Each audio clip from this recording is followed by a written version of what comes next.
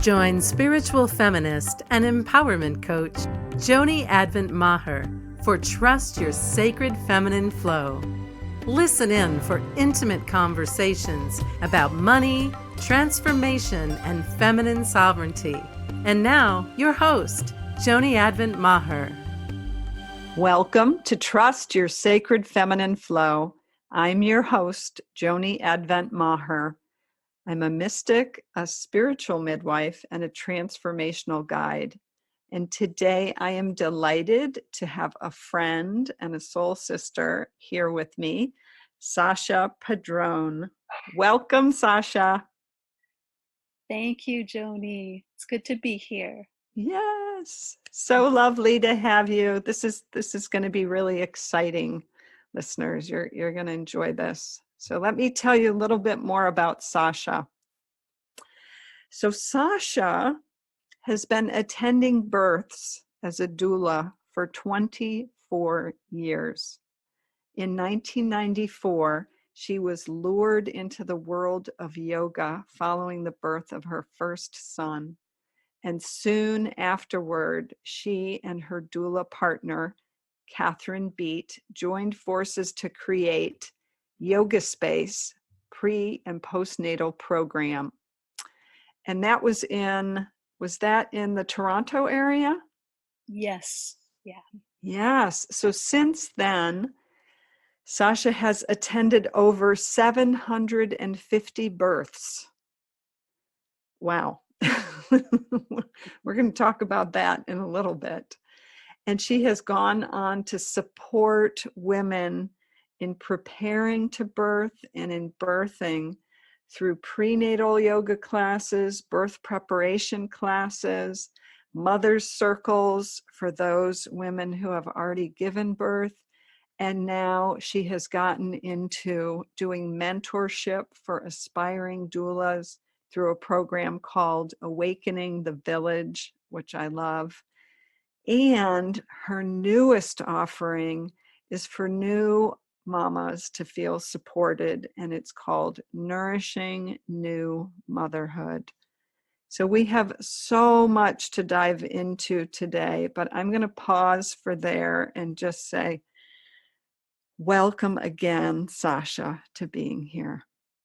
Oh, Joni, thank you so much for inviting me onto your podcast. I'm honored and thrilled to be here. So I would love to start with what inspired you to create a mentorship program for doulas?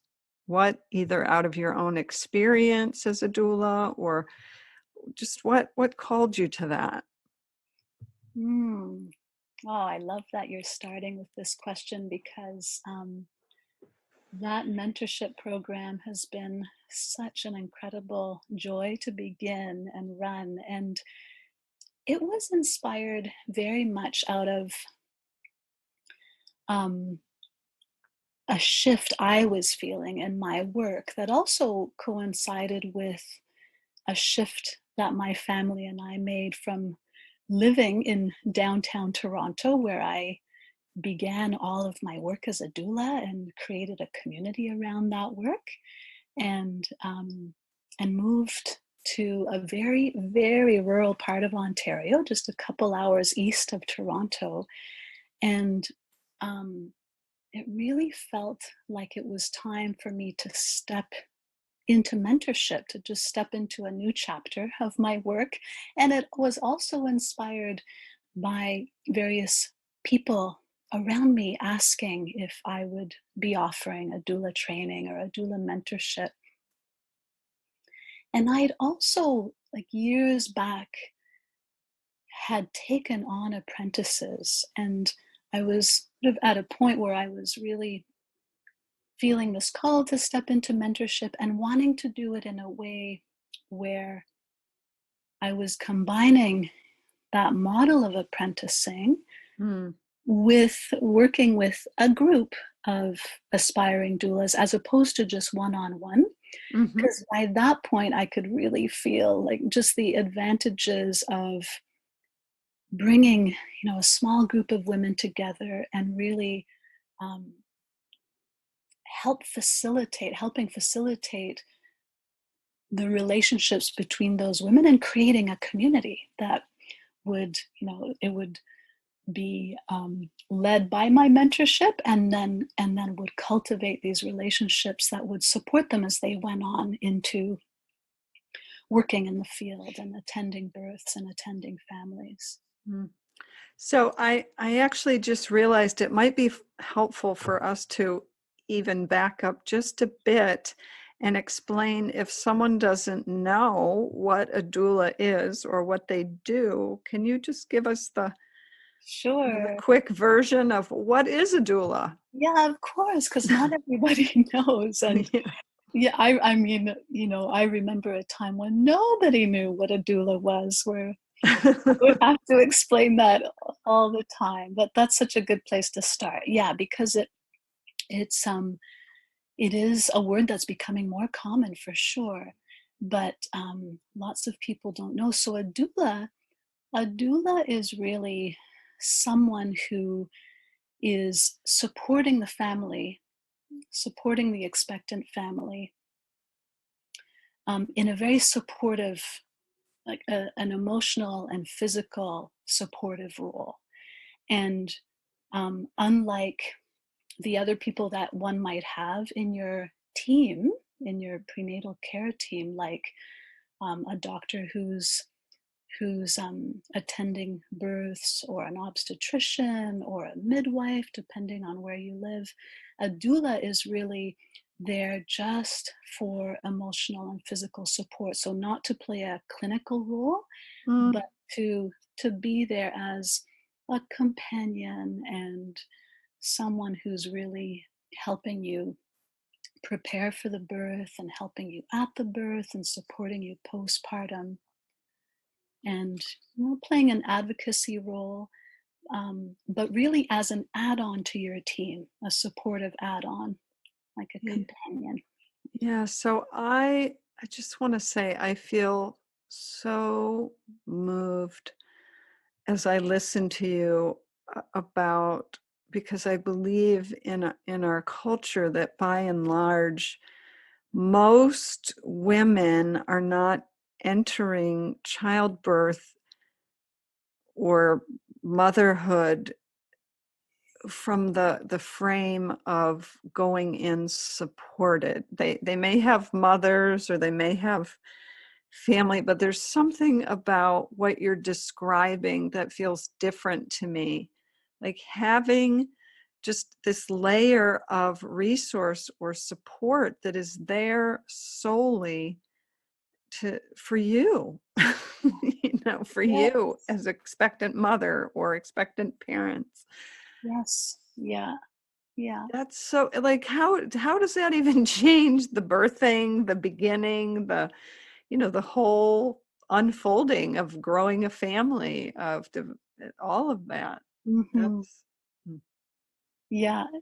It's so true, Joni. And it's I love feeling into the tradition of this role, right? mhm, Because the role of the doula is a role that's been played by somebody in the childbearing woman's life, throughout eons, throughout our entire evolution. There would have been the women within the community who played that role of attending the birthing women, and there were midwives, and then there were also the women who weren't midwives, but they're assisting and helping. And it could have been the aunt or the sister or the mother, but that role, it's been there since the beginning of time.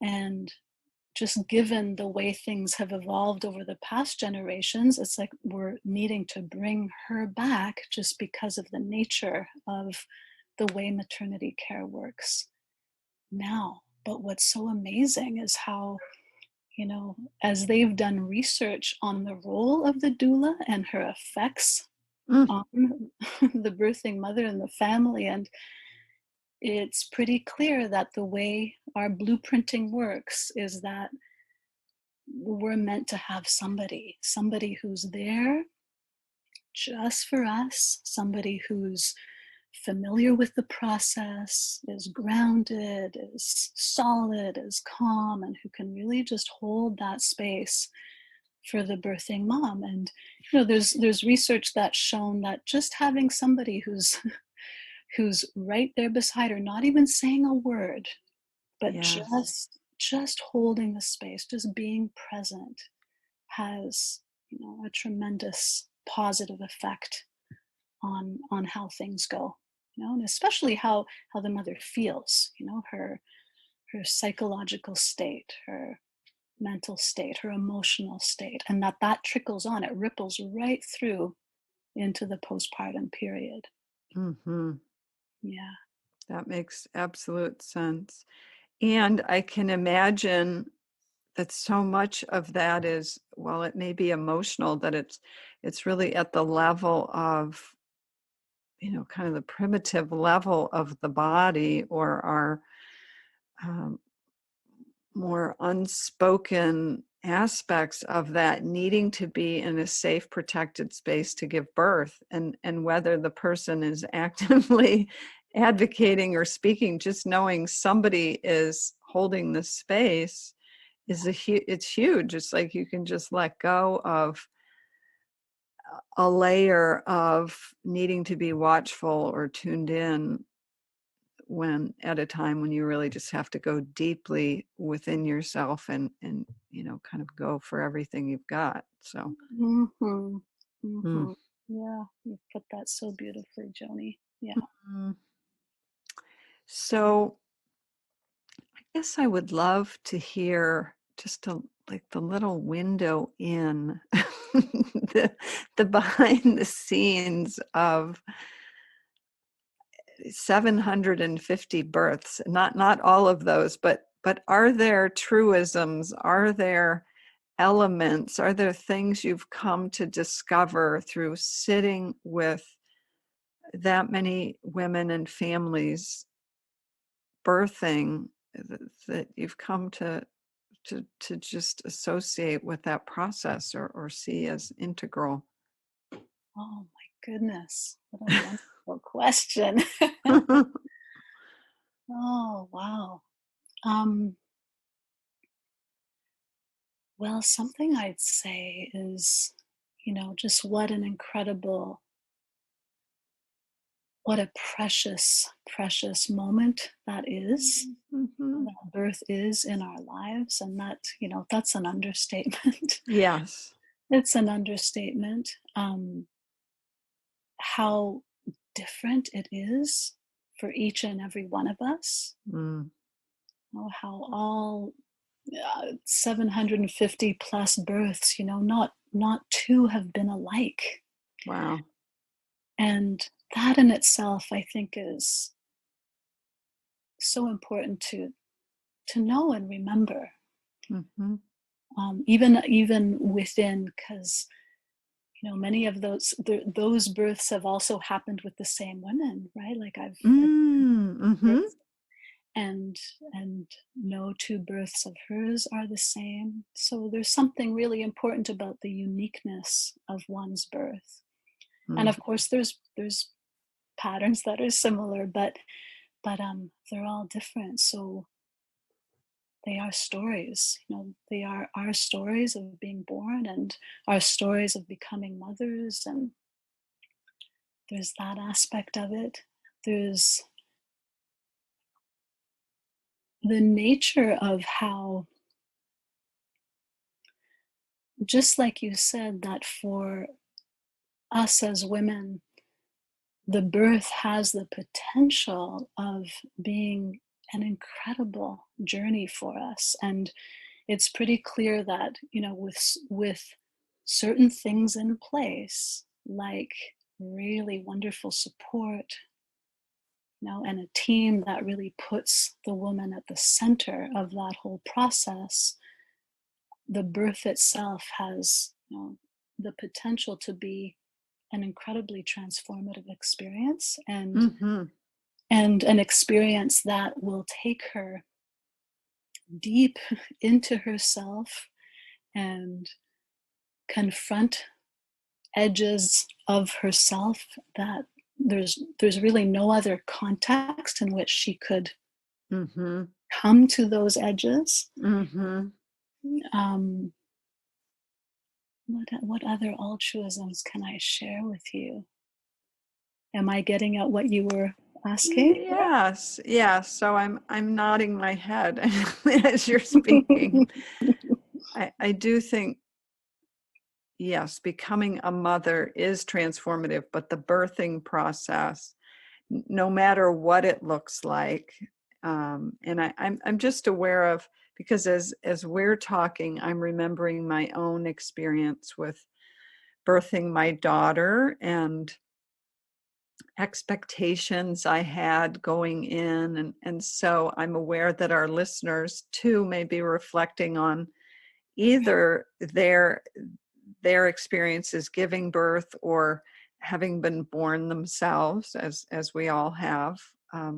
I guess the thing that came through when you were talking is there's an imprint, like there's an imprint from my perspective as someone who does healing and transformational work. It's like the nature of our birth leaves an imprint, and it is significant, and it doesn't mean that it sets everything, it doesn't set your fate, but it it has ripples that ripple out from a psycho-spiritual standpoint and from the development of the soul. Like how we enter matters. How we enter is an outpicturing in part of our journey. That's, yeah. Yes. Yes, absolutely. So going back to what I was saying about considering your own experience with birth, you, our dear listener, either in giving birth or having been born, I personally am aware of some layers of both appreciation and some grief. There are places that I feel positively about, or grateful for, and other things that, even as we're talking about that exquisite quality of support, that was not something I had in either in either when I was born or when I was giving birth, to the extent that you're describing it. So there's some sadness there, and not that that's a bad thing. It's just noticing that. So for you, our dear listener, this may prompt some reflection on your experience of giving birth, and what are the aspects that were the gifts and the treasures or the moments of transformation, and are there places that perhaps still need some healing or some coming to terms with. Mm-hmm. Yeah. So do you experience that in the postpartum with women you're working with? Are there times when they're needing to, whether it's let go of the way their birth unfolded or expectations they had, or? Oh, absolutely, Joni. Absolutely. You're naming something that's so important, and yes, I'm speaking to the potential that's there, and then the potential gap there as well. And I would say that, that postpartum period um, is such a time to process how the birth went, and no question that I have sat with many, many, many mothers who have, really needed to revisit their birth stories, and you know also have a place where they felt held in that grief and letting go of things that happened that they didn't expect, and Mm-hmm. you know absolutely all of that. Mm-hmm. Yes. So tell us a little more about postpartum doulaing.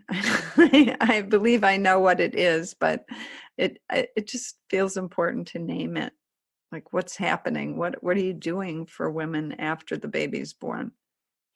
Well, so a big part of it, and we tend to talk about there's doulas who are very focused on the birth and identify themselves as birthing doulas, and then there's doulas who are very specifically postpartum doulas, and that's their main focus. And then there's doulas who offer both, that full spectrum of care. And for me, I've done both. I've done both throughout all of these years. And when I've been hired just to be a birthing doula, a huge part of what I'm doing in those postpartum visits and that postpartum time is exactly this, like having the opportunity to revisit the birth story and talk about the birth story and process the story and anything that's needing to be processed. And then also, depending on the mother herself and what she's needing, that time will range. It'll include anything from helping her prepare some food, holding the baby while she climbs into a nice warm bath. Now, talking, it may include just talking about the weeks that are coming up and what would be helpful to put into place and what would be helpful to prepare so that she's in a really good place as the days go by. Sometimes it includes preparing a sitz bath for her, massaging her feet. Sometimes it's just sitting and listening, talking. Yes. So it really ranges. Yeah. And then the post, when someone's hired me to come and do more postpartum work, then I'm coming in more regularly, for anywhere from 3 to 6 hours to be with her and just really tend to her, really mother her and nurture her. And that, that'll always include preparing food, and it'll always include, some form of massage or movement or touch. Of course, as a yoga teacher, it would often include movement as well, and doing some, gentle yoga movements with her. But it's ultimately just being there to be that extra pair of arms and hands so that she can rest and be well fed and be listened to, and be that set of ears, and have a good cry if she needs to have a good cry or a good laugh, or to just be that help, that extra help. Yes, like every mother deserves that. What a difference would it make in this world if every mother had that? If your mother had that, if you, the listener, if your mother had that, maybe they did, but my guess is most of our mothers didn't. Yeah. And I didn't have anything to that extent. I did have some support, but I just think about like that, nourishing the mothers and your nourishing new motherhood, just that nourishment, and to have the support present, which allows you to then support your newborn from more of a place of fullness and groundedness and centeredness. That, wow, that. Yeah. Yeah. It only makes sense that we have that extra help, right? And in any context, because there's the context in which, birth went fairly smoothly, and then there's the context in which, things were more complicated. Like, when we think about like anything from someone having a cesarean in order to have their baby to having a premature baby, or something coming up after the birth where the baby needed extra care, or those sort of unexpected things. It's kind of amazing. It's amazing already for us to be expecting our new mothers to be tending to their babies and themselves within a few days after the baby's born, which isn't, I find that the norm for sure is that there's a tendency for new moms to have a certain amount of people around in that first week. That just tends to norm, but very quickly, like within a week or 2 weeks, They're on their own. they're on their own. They're on their own. And that's kind of, you know, thought of as normal and expected. And but we both know, right, that having been new moms, like that's so much to expect. It's so much to expect. And then let alone when there is a complication of some kind, if you've had to have an operation to have your baby, or Yes. yeah, so Right. And sometimes the quote support or people that come in, there are just those other strings or emotional entanglements that make it less that make it harder to receive and have the care be just what you need. So to have someone like yourself, a doula, who is really all about the person, it's, there's not the family history of dynamics and how is it going to play out. And some situations are supportive, nurturing, and wonderful, but many of our family dynamics, that is not the case. exactly. Yeah, exactly, because of what you were addressing earlier about our mothers Yes. didn't necessarily have that village around them either. The modeling of what that looks like, let alone the dynamics of relationships. Exactly. Exactly. Yes. Yeah. So one of the reasons I wanted to have you on is in part because of this.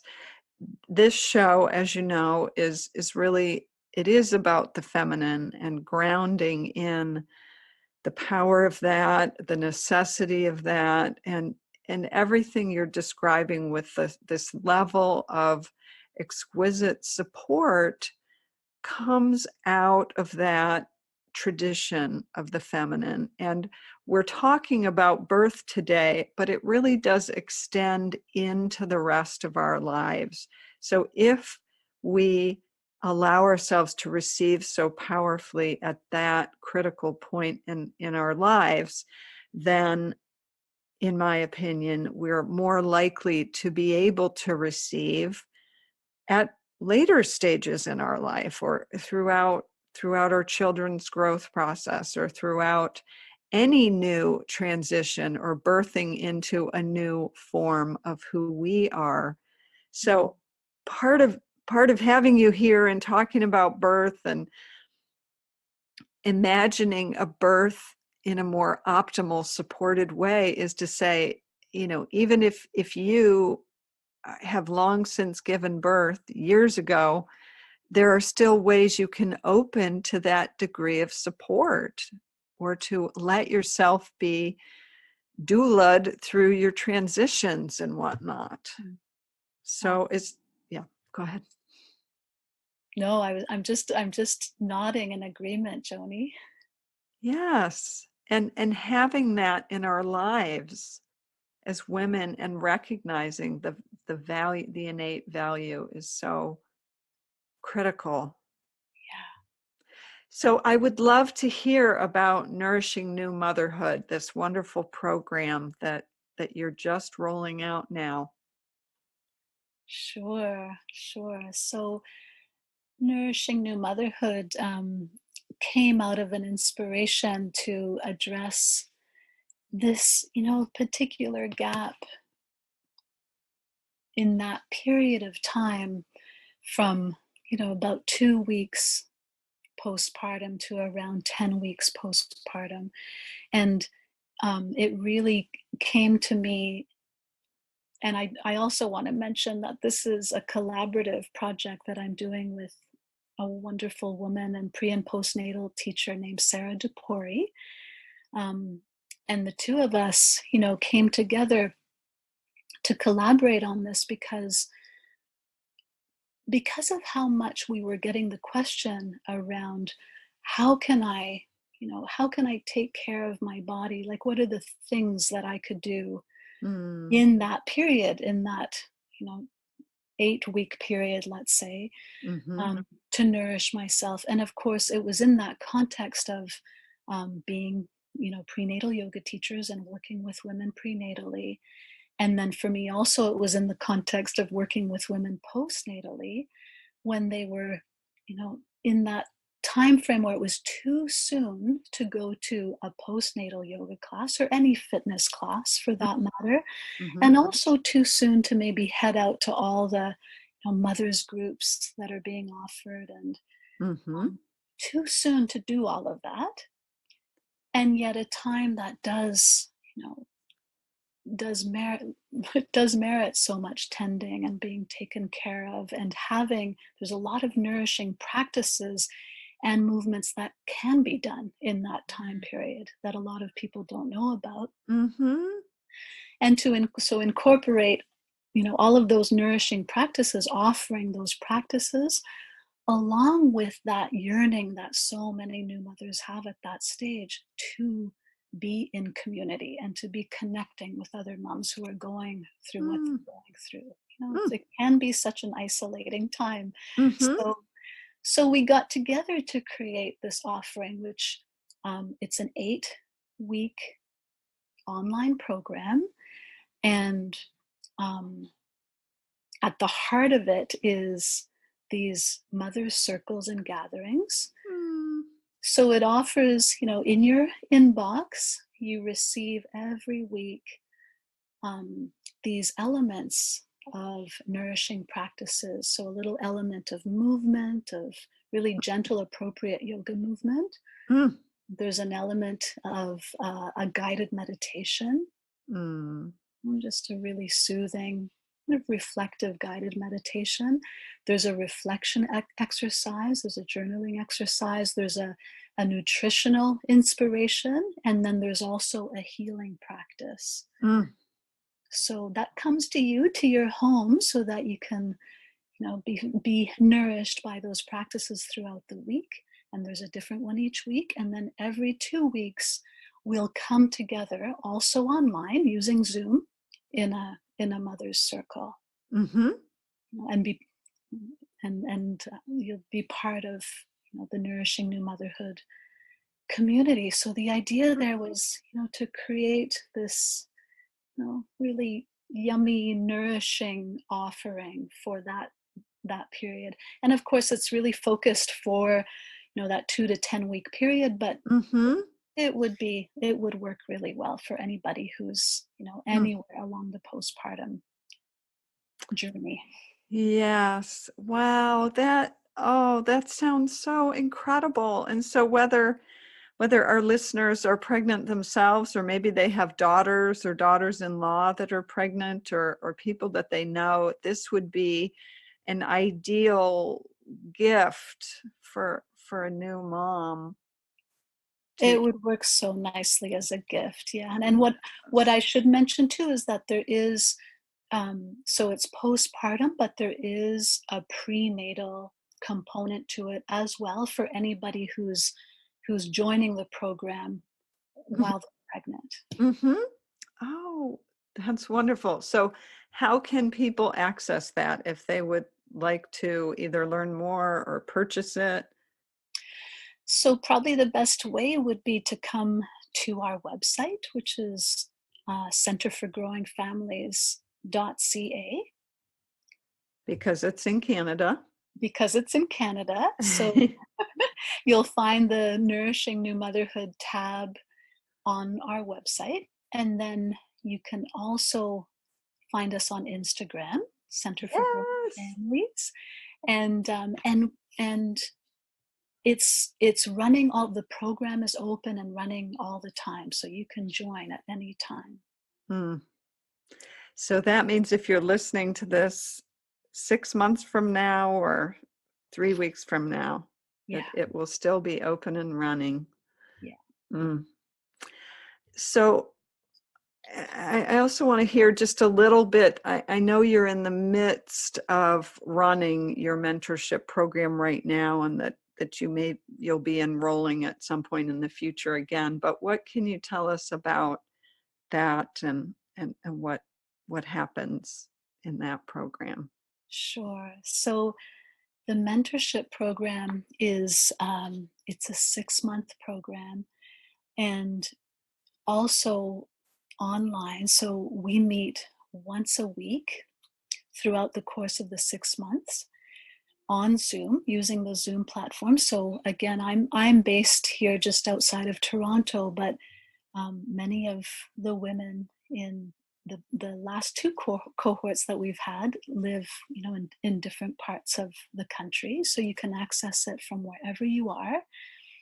And then we have an in-person retreat as part of it as well during, somewhere mid-program. And oh, it's been such a wonderful experience. So that mentorship is really about, it's open to doulas who are aspiring, who are just like right at the beginning of their journey. They're just beginning. It's also open to doulas who have done a training. And this is what I'm finding a lot, Joni. This is part of what inspired the program as well, is doulas are coming out of their training and just really feeling like, they want to plug into a community, and they want to be under the wing of a mentorship as they now step into attending births. So we're meeting once a week. We're covering, a whole variety of topics related to working with women prenatally and through birth and postpartum.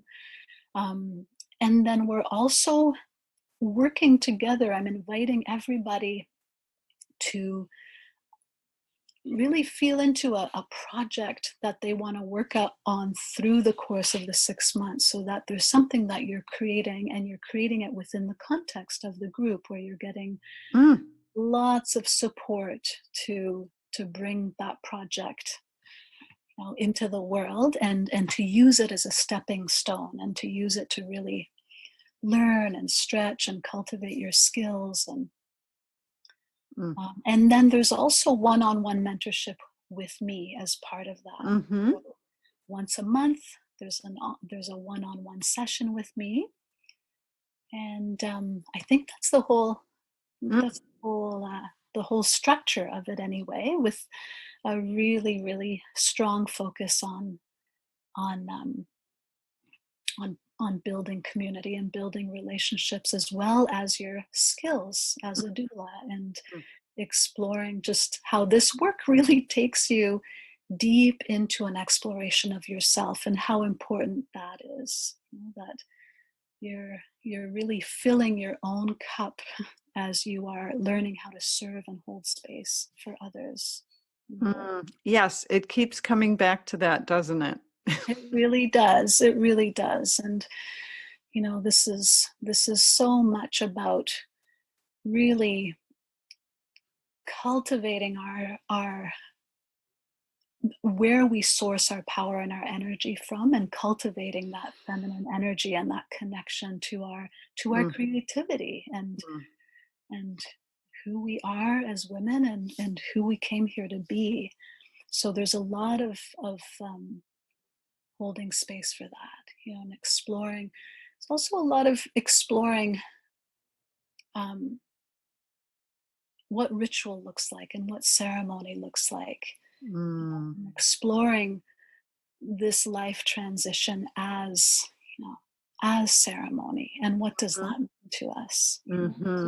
Reclaiming that aspect of the sacredness of birth.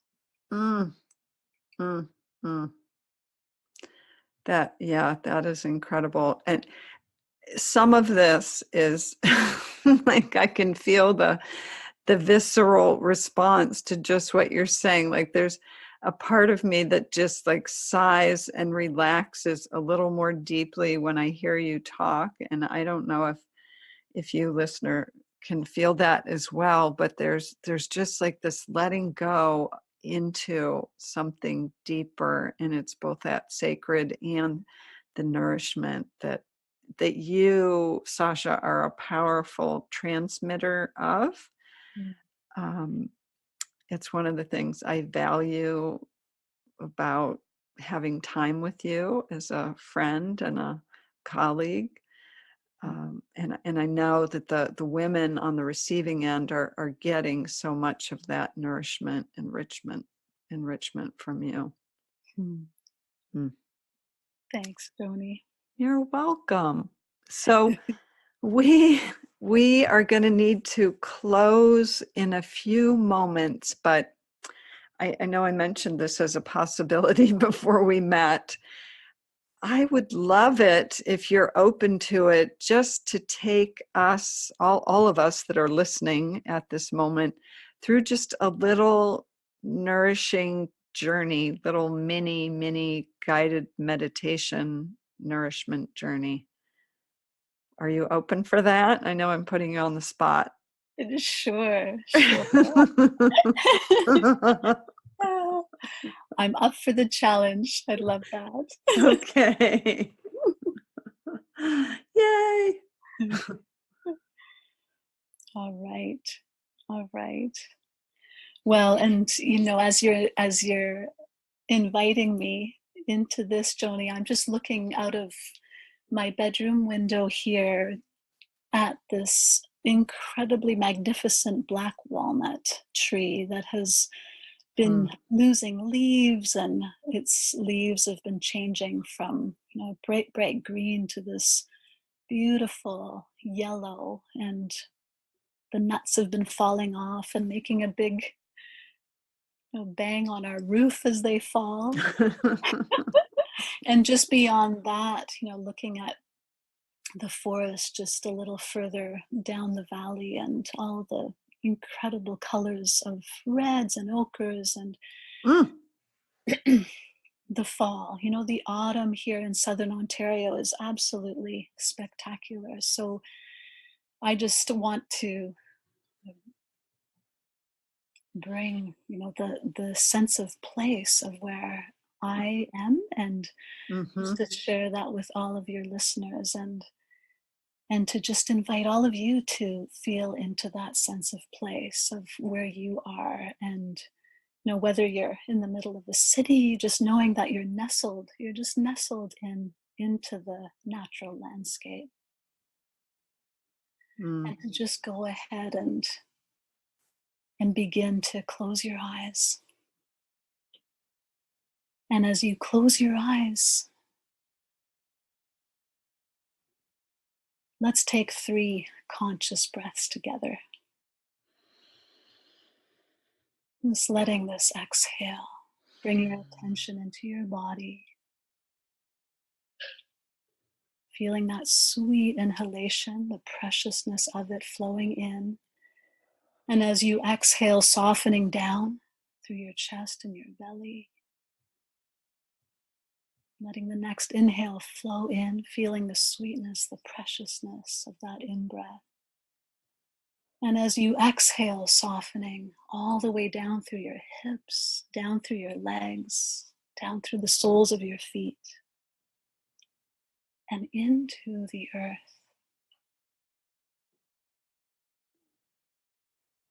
And just feel this sense of place as you connect to the earth underneath you, connecting to the land all around you. With each and every breath, as you feel tension melting away, as you feel yourself landing deeper and deeper, wider and wider inside of yourself. Allow yourself to connect deeply with the landscape that you are in.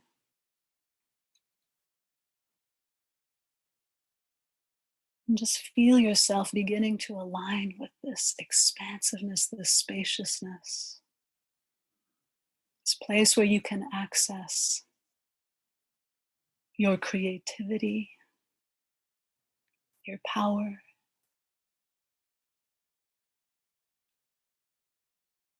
your divinity. And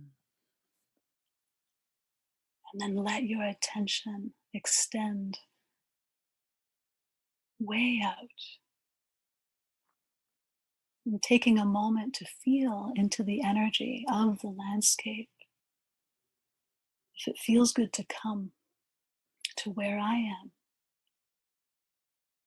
I invite you to visualize that you're right here with me,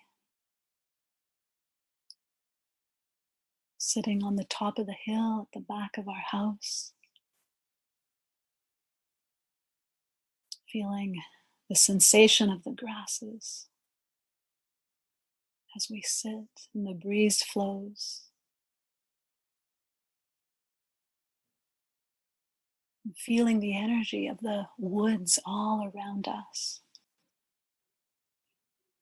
and hearing the sound of the leaves as they are moved by the breeze,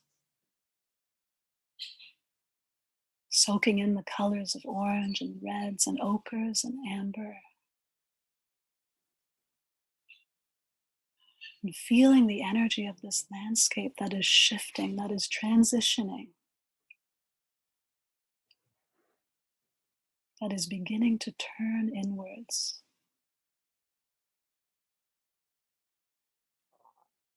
Feeling into the energy of the birds gathering in huge murmurations, preparing to head south. Feeling into the energy of this valley, these hills. The energy that comes from the movement and the flow of water, the creek flowing just behind us, the trickling water.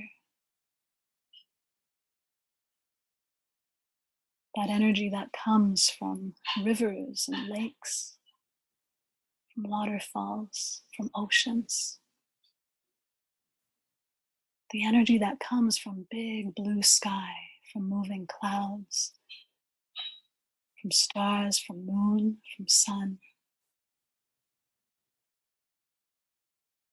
And just taking a moment to feel yourself deeply connected to the landscape, just feeling the impulse of life, and feeling that impulse flowing through you. And how good it is, how good it feels to be part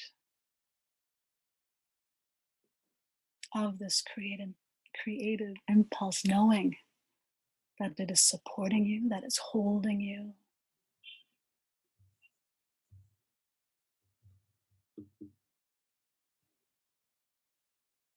And just taking another moment, another breath or two, to feel into this field of energy that we're creating as we all pause here, tune in, connecting with ourselves, connecting with each other, connecting with this landscape.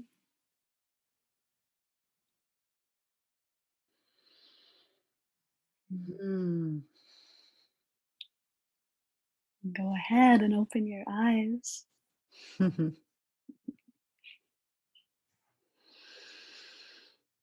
Delicious. Oh, thanks for suggesting that, Joni. Yeah, that was good.